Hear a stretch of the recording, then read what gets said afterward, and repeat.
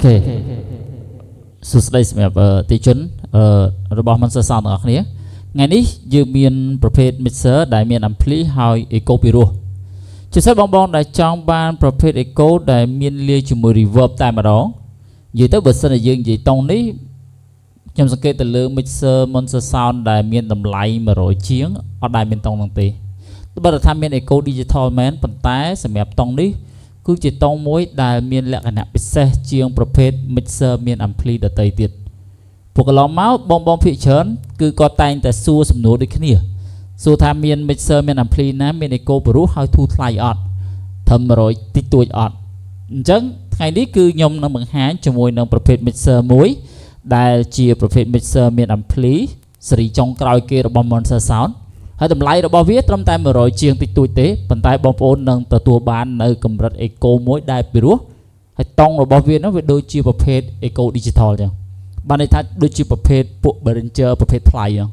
អញ្ចឹងសម្រាប់តង់មួយនេះគឺជាតង់មួយដែលខ្ញុំឃើញបងពីច្រើនគាត់ចង់បានគាត់មិនចង់បានជាលក្ខណៈ echo ទេគាត់ចង់បានជាលក្ខណៈ delay ហើយ reverb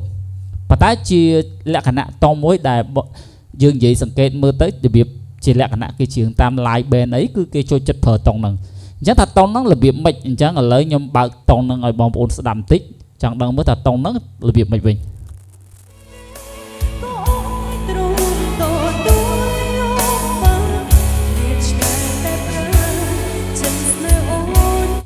តង់មួយនេះគឺជាតង់ដែលគេច្រៀងតាម event ការអីហ្នឹងគឺគេច្រៀងតង់បែបហ្នឹងហើយ mixer របស់យើងតម្លៃត្រឹមតែ140ទេមានតង់ហ្នឹងដូចគ្នា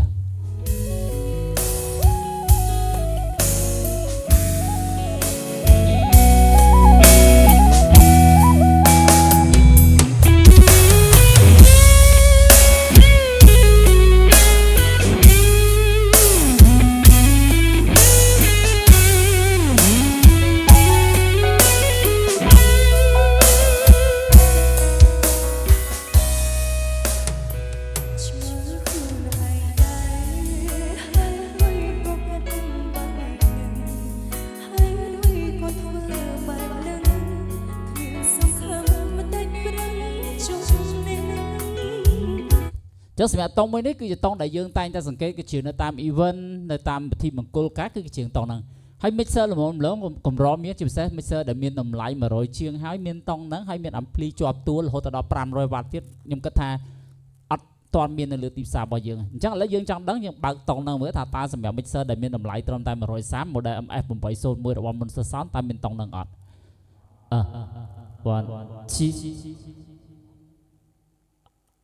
អោសងសាបងអើយបងនឹកអូនខ្លាំងណាស់កុំស្ងាត់ណាបងបែបនេះកុំធ្វើឲ្យបងចំបាយហើយអញ្ចឹងសម្រាប់តង់នេះគឺជាតង់មួយដែលមានលក្ខណៈ delay ប៉ុន្តែលា reverb បងភាគច្រើនគឺគាត់បដូរទំនោរនៅក្នុងការប្រើប្រាស់លក្ខណៈ echo ដែលមានតែអាលាស់ហ្នឹងគឺមករបៀបជាតង់ហ្នឹងដែលគាត់ចង់បានអញ្ចឹងសម្រាប់បងអត់សូវមានលុយខ្ញុំផ្ដោតទៅលើបងមិនសូវមានលុយតែគាត់រក mixer ដែលមានតម្លៃត្រឹមតែ$140ជាផលិតផលថ្មីកេះហើយរបស់ Mac របស់គេមាន ampli 500 W ហើយអាចយកទៅធ្វើជាឧបករណ៍នៅក្នុងការ live បាននេះ OIC ខ្ញុំយកចេញទៅកម្មវិធី OBS របស់ខ្ញុំតែម្ដងភ្ជាប់ទៅ Atom Mini អញ្ចឹងបងប្អូនអាចយក MF801 នេះបានបើសិនជាយើងនិយាយពីលក្ខណៈពិសេសរបស់វាគឺវាជាប្រភេទ mixer ដែលមានកម្រិត echo 99 DSP មែនប៉ុន្តែសម្រាប់តង់ដែលខ្ញុំបង្ហាញលេខ33នេះគឺអត់ទាន់មាន mixer ណាដែលមានកម្រិត delay reverb ដែលមានលក្ខណៈស្រដៀងជាមួយនឹងប្រភេទ Behringer ប្រភេទ digital ដែលមានតម្លៃរាប់ពាន់$ទេអត់ទាន់មានទេអញ្ចឹងហើយសម្រាប់ឥឡូវនេះបងដែលមានលទ្ធភាពត្រឹមតែ$140ក៏គាត់អាចមានឱកាសនៅក្នុងការប្រើប្រាស់ជាមួយនឹង mixer នេះបានដែរ mixer នេះបើសិនជាយើងនិយាយពីកម្លាំងវ៉ាត់របស់វាត្រឹមតែ500 W ទេប៉ុន្តែយើងអាចប្រើជាមួយនឹងឧបលើ3ទឹកក75ក៏បាន4ទឹកក75ក៏បានមួយគូបើសិនជាយើងនិយាយពីការប្រើប្រាស់លក្ខណៈគ្រួសារគឺល្មមនៅក្នុងការប្រើប្រាស់ហើយយើងអាចប្រើវាជា spray ក៏បានព្រោះនេះតង់ល្អតង់វាពីរោះអញ្ចឹងយកវាជា spray សម្រាប់យកបញ្ចូលជាមួយនឹង ampli box ឬក៏ជាមួយនឹង crossover ឬក៏ spray echo សម្រាប់ហែកសាប់សង់កាន់តែល្អ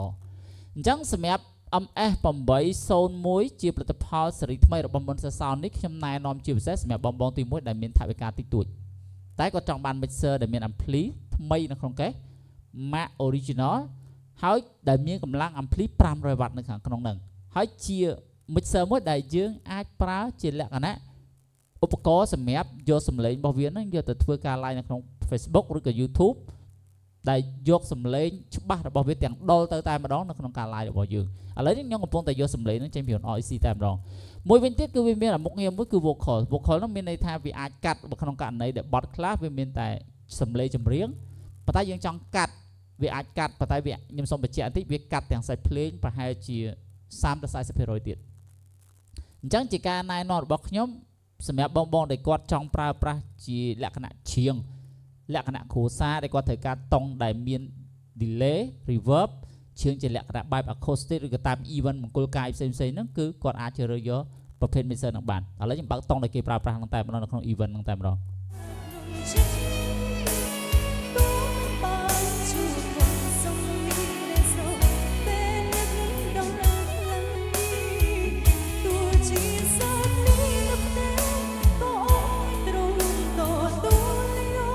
បើសិនជាយើងចេះស្ដាប់ភ្លេងយើងគិតថាគេច្រៀងតង់អេកូតែតង់នេះមិនមែនជាតង់អេកូទេជាតង់ delay លាយជាមួយនឹង reverb ហើយសម្រាប់ mixer នេះបើសិនជាបងប្អូនប្រើប្រាស់គឺបងប្អូនប្រើខ្ញុំប្រាប់លេខតង់តែម្ដងនេះស្រួលនៅក្នុងការប្រើប្រាស់គឺបងប្អូនសេរីយកលេខ33តោះឥឡូវខ្ញុំបរៀនរបៀបសេរីបន្តិចសួរមកចិត្តអូខេអញ្ចឹងវាមានលេខដល់99 DSP ប៉ុន្តែនេះកន្លែង program យើងគ្រាន់តែបបល់យកលេខ33មកហើយកន្លែងពាក្យ repeat នេះយើងយកលេខ8នេះគេបបល់យកលេខ8មកតែប៉ុណ្ណឹងមកគឺយើងនឹងទទួលបានតង់ដូចជាអ្វីដែលគាត់កំពុងតែច្រៀងនឹងអញ្ចឹងអសងសាបងអើយបងនឹកអូនខ្លាំងណាស់កុំស្ងាត់ដល់បងបែបនេះកុំធ្វើឲ្យបងចំវាយone two one two one two អញ្ចឹងសម្រាប់បងដែលមានលុយតិចតួចបើសិនជាយើងនិយាយទៅត្រឹមតែ100ជាងទេក៏យើងអាចមានឱកាសទិញ mixer ដែលមានតង់បែបហ្នឹងយកទៅប្រើប្រាស់បានដែរចុះសួរថាវា99 DSP ដែរតែវាខុសប្លែកពីប្រភេទ99 DSP Monster Sound កន្លងមកយ៉ាងម៉េចដែលតង់បែបនេះគឺខ្ញុំឃើញសង្កេតឃើញមានតែលើ MM801 នេះ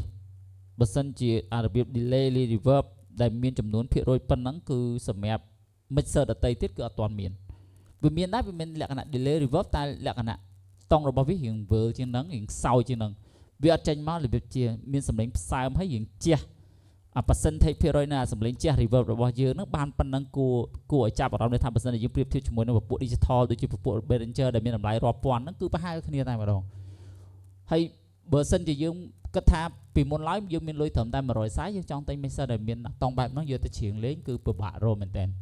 អញ្ចឹងហើយសម្រាប់បងដែលចង់បានអាតង់បែបហ្នឹងខ្ញុំណែនាំជាពិសេសសម្រាប់ mixer series ថ្មីនេះគឺបានបញ្ចូលទៅលើតង់មួយហ្នឹងចុះសួរថាមានតែតង់មួយហ្នឹងដែលអាចច្រៀងបានមែនទេវាមានរហូតដល់99លេខប៉ុន្តែគ្រាន់ថាអ្វីដែលខ្ញុំរាវមើលទៅគឺលេខ33ហើយសម្រាប់ repeat យកលេខ8នេះគឺតង់របស់វាដូចជាពពួក digital Behringer អញ្ចឹងគឺដូចគ្នាមែនតើone two គុំស្ងាត់ដល់បងបែបនេះគុំធ្វើឲ្យបងចំបាយអញ្ចឹងតង់នេះហើយនឹងតង់អ្វីដែលគាត់ច្រៀងមិញគឺដូចគ្នាអញ្ចឹងសម្រាប់អានេះគឺវាសាមញ្ញទេរបៀបប្រើវាដូចជាប្រភេទ mixer ដទៃទៀតដែលយើងធ្លាប់ឃើញកន្លងមកតែគ្រាន់តែលក្ខណៈពិសេសរបស់វាគឺវាមានតង់មួយសម្រាប់ឲ្យយើងច្រៀងដូចជាពពួក digital ស្លាយៗអញ្ចឹងទី2វាមានរន REC សម្រាប់ឲ្យយើងយកសំឡេងចេញទៅការ live របស់យើងហើយយើងអាចប្រើវាជាលក្ខណៈ pre ក៏បានដែរបើសិនជាយើងមាន ampli box មាន crossover ហើយ sub song យើងអាចប្រើវាជា pre ដើម្បីយកតង់របស់វានឹងយកទៅច្រៀងលេងបានហើយវាមាន4 channel អញ្ចឹងបើសិនជាយើងប្រើជាមួយនឹងបាស2ទឹកកន្លះ3ទឹកឬក៏4ទឹកមួយគូយើងប្រើតែវាមុនបានប៉ុន្តែក្នុងករណីដែលយើងមានបាសច្រើនគ្រាប់ហើយយើងយកវាជា pre ក៏យើងនៅតែប្រើបានអញ្ចឹងបើសិនជាយើងនិយាយថាពីការប្រើប្រាស់លក្ខណៈគ្រួសារ3ទឹកឬក៏4ទឹកមួយគូវាបោយអាហ្នឹងសម្រាប់បងដែលចង់ចំណាយតិចប៉ុន្តែបើគាត់ខ្លះគាត់មាន sub មានអីចឹងទៅអាហ្នឹងវាត្រូវយើងបញ្ចេញពី pre របស់វាហ្នឹងទៅ crossover ទៅ graphic ទៅ ampli sub song របស់យើងចឹងទៅ delay ចឹងទៅហើយវាមានរុន mood ធំនេះឃើញទេដល់ពេលដែលយើងចង់ប្រើអញ្ចឹងវាមានបតុង mood របស់វាធំមែនតើអញ្ចឹងគេស្រួលនៅក្នុងការប្រើហើយវាប្រើជាលក្ខណៈដូច hybrid ប្រើដូចជើង3ក៏បានដូច6លីក៏បានអញ្ចឹងវាមានតែមួយកលឹមវាអត់ញ៉ៃច្រើនប្រភេទ mixer ខ្លះវាមានតែ6លីផ្សេងវាមានដូចជើង3ផ្សេងអានេះជាប្រភេទដូច hybrid អញ្ចឹងវាមើលទៅវាអត់ស្កាសភ្នែកហើយក៏វាអត់មានរុនដោតជាមួយណាដូច6លីឬក៏ដូច3ជើង3ហ្នឹងច្រើនមើលទៅស្កាសភ្នែកអត់មានទេ ហើយការប្រើប្រាស់របស់វាគឺការពេលដែលយើងចង់សេរីកូយើងគ្រាន់តែមួលនេះ volume នេះមក program នេះឃើញទេយើងមួលចឹងទៅហើយចន្លោះពីលេខប៉ុន្មានទៅលេខប៉ុន្មានតោះគេប្រាប់នៅលើនឹងដូចគ្នាហើយយើងចង់អូសអាតុងរបស់យើងខាងខ្សោយយើងសេរីនៅលើពី repeat ហើយលេខ repeat របស់ខ្ញុំនេះខ្ញុំប្រើលេខ8ទេតែជាជាក់ស្ដែងលេខ repeat របស់វាមានរហូតដល់លេខ20ប៉ុន្តែខ្ញុំបើកត្រឹមតែលេខ8ខ្ញុំទទួលបានលេខបានថាកម្រិត echo មួយដែលខ្ញុំចង់បានកុំស្ងាត់តើបងបែបនេះកុំធ្វើឲ្យបងចង់បានone two វាមានសម្លេងផ្សើមតសិតនៅខាងក្រោយហ្នឹងដែលខ្ញុំសង្កេតឃើញថាគេច្រៀងជាលក្ខណៈតាមអកដងការហ្នឹងគេចូលចិត្តច្រៀងតុងហ្នឹងតែច្រៀងមើលទៅជាលក្ខណៈធម្មជាតិច្រើនជាងការប្រើប្រាស់ echo មែនតើហើយមិនត្រឹមតែប៉ុណ្ណឹងបើសិនជាយើងប្រៀបធៀបលក្ខណៈ echo ត្បិតតែមុខងារ echo វាជួយសលេងយើងបានច្រើនមែនប៉ុន្តែបើសិនជាយើងនិយាយទឹកដមសម្លេងធម្មជាតិរបស់អ្នកច្រៀងការប្រើប្រាស់តុងនេះគឺវាល្អជាងអានេះគឺជាអត្ថប្រយោជន៍របស់វាគឺនៅកន្លែងហ្នឹងអញ្ចឹងនេះគឺជា mixer ស៊េរីថ្មីដែលមានតម្លៃត្រឹមតែ140ទេលេខកូដរបស់វាខ្ញុំដាក់នៅលើ capture ហ្នឹងហើយ MS 801អញ្ចឹងសម្រាប់បងដែលចង់បានទី1 mixer ដែលមានលក្ខណៈទូចបើសិនជាយើងនិយាយពីទំហំរបស់វាគឺ4ទឹក4ជ្រុងកម្រាស់របស់វាត្រឹមតែ1ទឹកទេហើយវាមានកម្លាំងភ្លី500 W វាមានភ្លីនៅនឹងតែម្ដងវាមាន echo digital វាអាចថតបានបើថាអាចយកសំឡេងពីវាផ្ទាល់ទៅការ live របស់យើងបានអញ្ចឹងណាចូលទៅ OBS ឬក៏អីផ្សេងតែដូចឥឡូវអញ្ចឹងខ្ញុំកំពុងតែយកសំឡេងផ្ទាល់ពី mixer ហ្នឹងទៅនេះអញ្ចឹងយើងចង់ live ក៏បានយើងចង់ record ក៏បានហ្នឹងងាយស្រួលនៅហ្នឹងហើយបើយើងច្រៀងលក្ខណៈ karaoke ងាយស្រួលច្រឡាត់ទៀតពូទូចយើងដាក់គូតឡានទៅបាស3ទឹកឬ4ទឹកមកគូចប់បាញ់តែ Bluetooth ពីទូរស័ព្ទដៃចូលទៅគឺយើងច្រៀងបានហើយអានេះគឺជាអត្ថប្រយោជន៍របស់វាគឺនៅកន្លែងហ្នឹងអញ្ចឹងរបៀបលំនាំនៅក្នុងការប្រើប្រាស់របស់វាអត់ប្លែកអីពីប្រភេទមុនទេទី1យើងមើលតែបតំពណ៌តក្រូចនេះទៅអញ្ចឹងអានេះគឺយើងសេរី effect ទៅតាម channel របស់វាលើជាមួយខ្ញុំបើកone two អញ្ចឹងកាលណាខ្ញុំបិទទៅលើ channel នេះ one two អានេះក៏បិទ echo ដែរអញ្ចឹងបានថាពណ៌តក្រូចនេះគឺជាចំណុចសំខាន់ដែលយើងត្រូវសេរី echo វាមាន4កន្លែងបើសិនជាយើងប្រើ channel ទី1យើងសេរី echo ទៅលើពណ៌តក្រូចនៅលើ channel របស់វាទី2នៅលើ program ដើម្បី select តុងរបស់វាឬតុងរបស់វាហើយ repeat នេះសម្រាប់អូសតុងខ្លាំងឬក៏ខ្សោយអញ្ចឹងមានន័យថាចំណុចទី1ទី2ទី3នេះគឺយើងសេរីតែមួយដងទេអញ្ចឹងនៅពេលដែលយើងចង់ប្រើយើងអូសតែ effect នេះមួយទេ fader នេះមួយទេអញ្ចឹងមិនមែនបានថារាល់ពេលដែលយើងប្រើសិតតែយើងសេរីទេហើយលេខដែលខ្ញុំណែនាំមិនឈឺក្បាលច្រើនគឺលេខ33ហើយ repeat នេះយើងយកលេខ8ទៅតែប៉ុណ្្នឹងគឺពិរោះពេកអញ្ចឹងសម្រាប់ echo reverb ណា reverb របស់វាតុង effect របស់វាខ្លាំងខ្សោយយើងអូសតែនេះមួយទៅចប់ហើយអានេះយើងសេរីតែម្ដងនោះទេគឺហើយអត់មានទៅសេរីអីទាំងអស់ហើយ light សម្រាប់ការសេរីទៅលើ graphic ក៏វាងាយស្រួលដែរអានេះគឺគីឡូរបស់វាគីឡូគីឡូឆឹកឬក៏ហៅថាគីឡូអង្គុយគីឡូក្តក់របស់វាអាកដាលនេះគឺគីឡូ solo ហើយនេះគឺគីឡូអុកសាប់របស់វាអុកបាសរបស់វាអញ្ចឹងយើងអាចសេរីទៅតាមនឹងបានហើយសម្រាប់ channel នេះ channel ទី5នេះគឺ channel ដែលយើងសេរីសាច់ភ្លេងនេះនៅពេលដែលយើងចង់បានសាច់ភ្លេងខ្លាំងខ្សោយ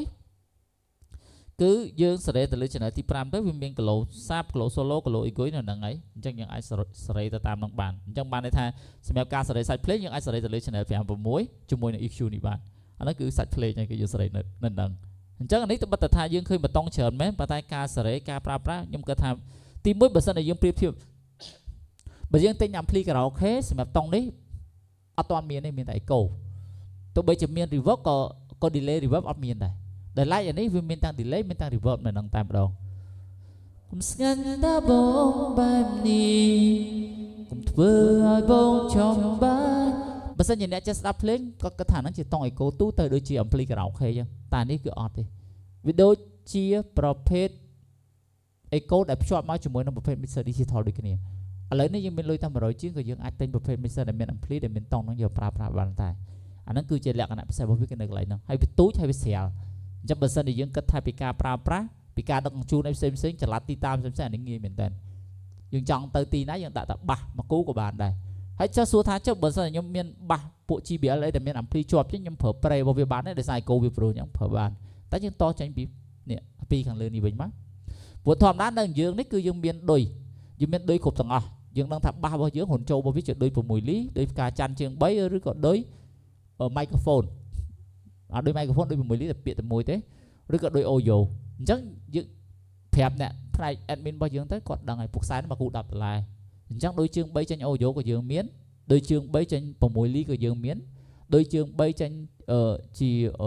ញីឈ្មោះក៏យើងមានអញ្ចឹងយើងមានទាំងអស់អញ្ចឹងវាអាស្រ័យថាតើឧបករណ៍ដែលយើងចង់ប្រើជាមួយនឹងអា mixer នេះហ៊ុនចូលវាជាដូចអីអញ្ចឹងយើងទិញភ្ជាប់ឲ្យហើយទៅក៏បានដែរពួកពេលខ្លះនៅពេលដែលយើងទិញ mixer យើងទិញនៅតាមខេត្ត អត់មានឬក៏ថ្លៃក៏មានដែរព្រោះនៅយើងនេះគឺយើងសម្បូរមែនតើអញ្ចឹងសម្រាប់បងដែលគាត់ចង់បានប្រភេទ mixer ដែលមានតង់បែបនេះ delay មក reverb ដែលមាន echo ល្អបែបនេះគឺគាត់អាចជ្រើសរើសយក MF 801នេះបានវាជាប្រភេទ mixer មាន ampli សេរីចុងក្រោយរបស់ Monster Sound អញ្ចឹងអរគុណខ្ញុំសូមបង្ហាញតែប៉ុណ្្នឹងទេជាចំណុចសំខាន់របស់វាហើយសម្រាប់បងដែលចង់រៀបជាលក្ខណៈ karaoke បាសភូមិអកេសអកដងអីផ្សេងគឺអាចឆាតចូល page បានព្រោះយើងមានជំរឿសច្រើនហើយជាពិសេសបងដែលមានឧបករណ៍ស្រាប់ខ្លះហើយនៅផ្ទះអញ្ចឹងគាត់ចង់ដឹងថាតើគាត់ទិញ mixer ហ្នឹងយកទៅប្រើជាមួយឧបករណ៍របស់គាត់បានអត់ហើយគួរទិញខ្សែអីបន្ថែមគួរដាក់អីបន្ថែមឬក៏ដកអីបន្ថែមពីព្រោះតាមរយៈការសង្កេតរបស់ខ្ញុំបងខ្លះគាត់មានគ្រឿងច្រើនមែនតើនៅផ្ទះប៉ុន្តែវាសិតតែគ្រឿងត្រួតគ្នាដូចជាមាន pre echo ហើយក៏ប្រើ crossover ទៀតចឹងទៅប្រើ crossover ហើយក៏ប្រើ graphic ចឹងទៀតអញ្ចឹងបានន័យថាពេលខ្លះយើងទិញឧបករណ៍ច្រើនយើងទិញតាមការនឹកឃើញរបស់យើងវាខ្ជះខ្ជាយលុយអញ្ចឹងពេលខ្លះយើងមិនបាច់ប្រើឧបករណ៍ច្រើនពេកទេប្រើតែ2ឬក៏3មុខវាគ្រប់គ្រាន់ហើយអញ្ចឹងពេលខ្លះបើសិនជាយើងមានឧបករណ៍ហើយយើងចង់ដឹងថាតើយើងទិញអាហ្នឹងយកទៅដាក់ត្រូវអត់